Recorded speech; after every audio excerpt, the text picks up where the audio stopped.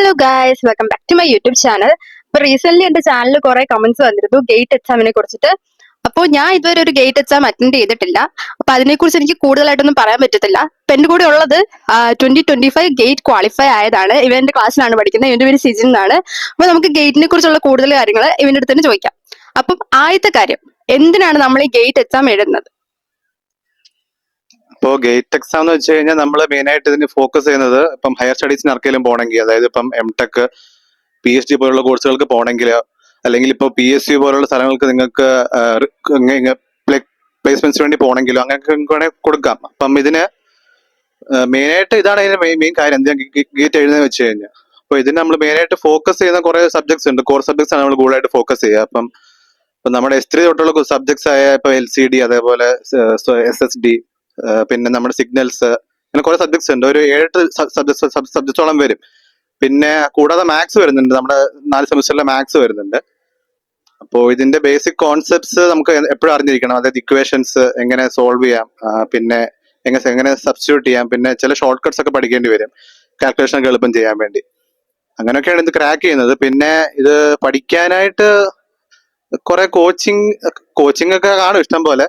ഞാൻ അങ്ങനെ കോച്ചിങ് ഒന്നും അറ്റൻഡ് ചെയ്തിട്ടില്ല. ഞാൻ കൂടുതലും യൂട്യൂബ് നോക്കി പഴയ ക്വസ്റ്റ്യൻ പേപ്പേഴ്സ് ഒക്കെ നോക്കി അതിനകത്തെ ക്വസ്റ്റ്യൻസ് ഒക്കെ നോക്കി ഒരു പാറ്റേൺ മനസ്സിലാക്കി അത് സോൾവ് ചെയ്ത് അങ്ങനെയാണ് ഞാൻ പഠിച്ചത്. പഴയ ക്വസ്റ്റ്യൻ പേപ്പർ ഒക്കെ വെച്ചിട്ട് ഞാൻ ഇപ്പോൾ ലാസ്റ്റ് 5 ഇയേഴ്സിലെ ക്വസ്റ്റ്യൻ പേപ്പർ ഒക്കെ എടുത്ത് നോക്കിയായിരുന്നു. അത് നോക്കി അതിന്റെ ആൻസർ കീ ഒക്കെ വെച്ച് മാച്ച് ചെയ്താണ് ഞാൻ പഠിച്ചത്. പിന്നെ നമ്മളൊരു പ്രിപ്പറേഷൻ എന്ന് പറയാനായിട്ടാണെങ്കിൽ ഒരു 3 to 4 months മുമ്പേ നമ്മൾ ഇതൊന്ന് സ്റ്റാർട്ട് ചെയ്യണം. കാര്യമായിട്ട് നോക്കുന്നില്ല, അങ്ങനെ ചെയ്താൽ മതി. ഇപ്പം നമുക്കിപ്പോ സെൻട്രൽ ഗവൺമെന്റിലേക്ക് ജോലിക്ക് നോക്കണം, അങ്ങനെയൊക്കെ ഭയങ്കര ഇതിൽ നോക്കുന്ന ആൾക്കാർക്കാണ് നേരത്തെ തന്നെ സ്റ്റാർട്ട് ചെയ്യുന്നതായിരിക്കും നിങ്ങൾക്ക് നല്ലത്.